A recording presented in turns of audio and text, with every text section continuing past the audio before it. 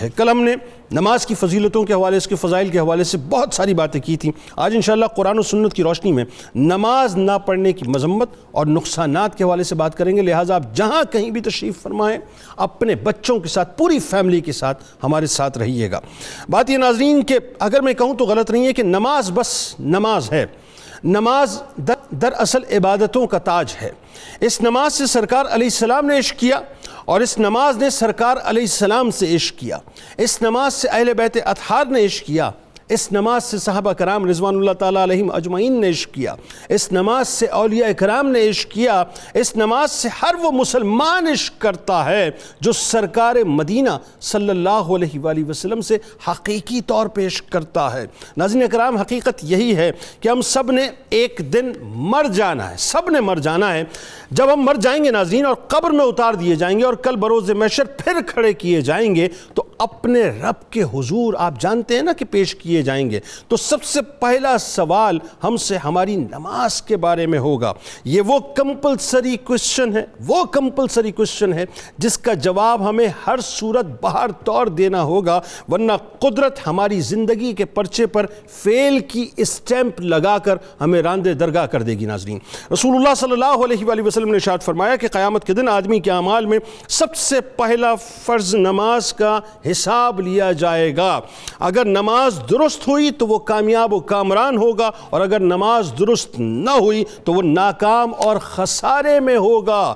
نماز ناظرین کرام وہ تحفہ ہے جسے اللہ نے خود اپنے محبوب کو معراج پر بلا کر عطا فرمایا۔ بلا تمثیل عرض کر رہا ہوں کہ جس کو تحفہ دیا جاتا ہے نا ناظرین، تحفہ دینے والا اپنی حیثیت کو اور سامنے والے کے مقام اور مرتبے کو سامنے رکھ کر اس کو دیکھ کر تحفہ دیتا ہے۔ اب ذرا ایک لمحے کے لیے ذرا سوچئے ناظرین کہ جن کے قدموں پر اللہ تبارک و تعالیٰ نے کائنات کے خزانوں کی کنجیاں رکھ دی ہوں، جو دو عالم کے والی ہوں، جن کو جنت کے خزانے عطا کر دیے ہوں، اب ان کو ان کی شان کے مطابق کیا تحفہ دیا جاتا ہے، یہ ایک سوال پیدا ہوتا ہے۔ لہٰذا معلوم ہو ناظرین کہ اللہ کے نزدیک اپنے محبوب کے لیے معراج کے ملن کے موقع پر سب سے بہترین، سب سے اعلیٰ و ارفع تحفہ اگر کوئی تھا تو وہ نماز کا تحفہ تھا۔ یہ اتنا عظیم تحفہ ہے ناظرین، اتنا عظیم تحفہ ہے کہ تحفہ دینے والی ذات سب سے بلند، جن کو تحفہ عطا کیا گیا وہ خلق میں سب سے بلند، جس امت کے لیے عطا کیا گیا وہ امتوں میں سب سے بلند۔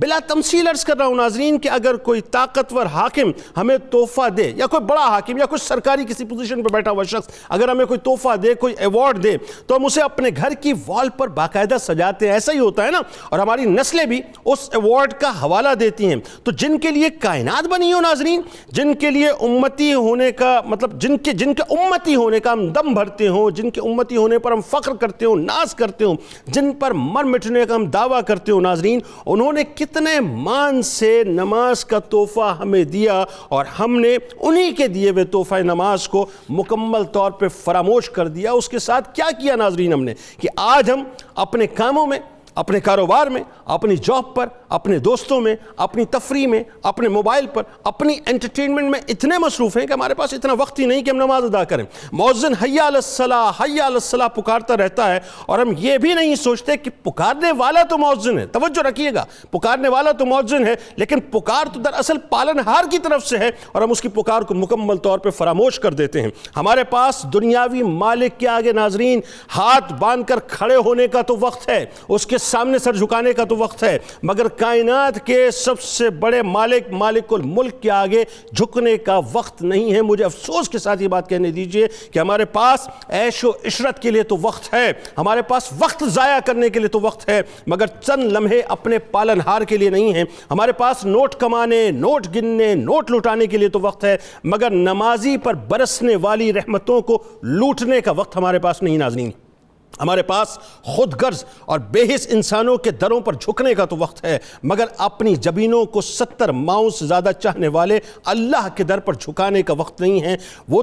وہ کریم ہے ناظرین، وہ کریم ہے کہ 50 نمازیں فرض کی تھیں، یاد ہے نا آپ کو، 50 نمازیں محبوب کے صدقے 5 کر دیں، مگر ثواب پھر 50 کا رکھا۔ حضرت عبداللہ بن عمر رضی اللہ تعالی عنہ سے روایت ہے کہ ایک نبی کریم صلی اللہ علیہ وآلہ وسلم نے نماز کا ذکر کرتے ہوئے فرمایا کہ جو شخص نماز کا اہتمام کرتا ہے تو نماز اس کے لیے قیامت کے دن نور ہوگی، اس کے پورے ایماندار ہونے کی دلیل ہوگی، اور قیامت کے دن عذاب سے بچنے کا ذریعہ ہوگی، اور جو شخص نماز کا اہتمام نہیں کرتا اس کے لیے قیامت کے دن نہ نور ہوگا، نہ اس کے پورے ایماندار ہونے کی کوئی دلیل ہوگی، نہ عذاب سے بچنے کا کوئی ذریعہ ہوگی۔ اور وہ قیامت کے دن جملوں پہ غور کیجئے گا اور ذرا دل تھام کے جملوں کو سن لیجئے کہ کتنی سخت ترین وعید ہے کہ وہ قیامت کے دن فرعون، قارون، حامان اور ابی ابن خلف کے ساتھ ہوگا۔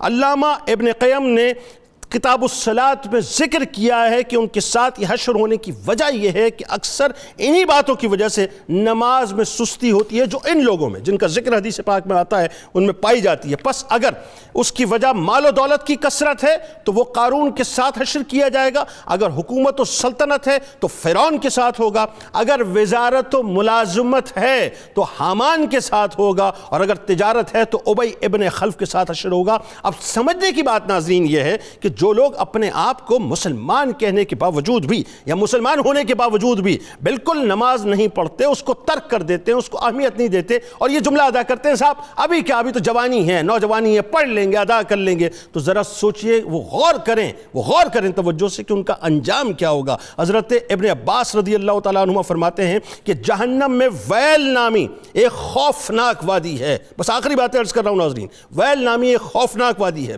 جس کی گرمی سے، جس کی شدت سے، جس کی حدت سے، جس کی آگ سے خود جہنم پناہ مانگتی ہے۔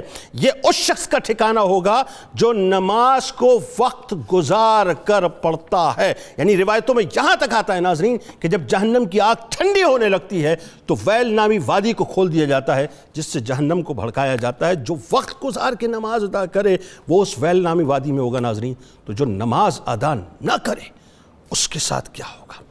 اللہ اکبر، الامان الحفیظ۔ آج کا پروگرام آپ نے ضرور دیکھنا ہے۔